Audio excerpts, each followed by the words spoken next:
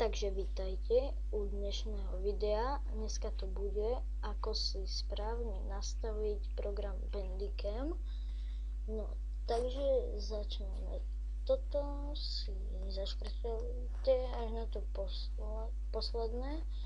Treba prvé urobiť test. Keď vám to šumí, tak si dáte tady nastavenia, tady budete mať stereo, dáte mono, to dáte ok, tady si zvuk si dejte na toto, hit mix, aj toto, ok, hlavne tam, kde si vlastne nastavíte, kde chcete, aby sa vám videa ukladali, takže tady nič, akorát toto si zaškrknite, tieto dve, obrázok tam vlastne nič.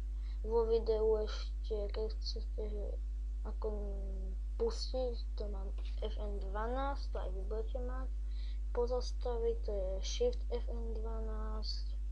Čiže náhľad kamery, to ja nemám, to na nič. Tady tiež nič nerobíte, tady tiež nič. Tady tiež.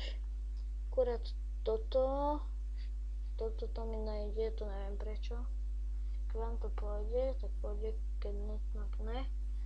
No a proste keď si to dáte, tak si to nájdete v tej zložke a to je bolo všetko. Takže čus.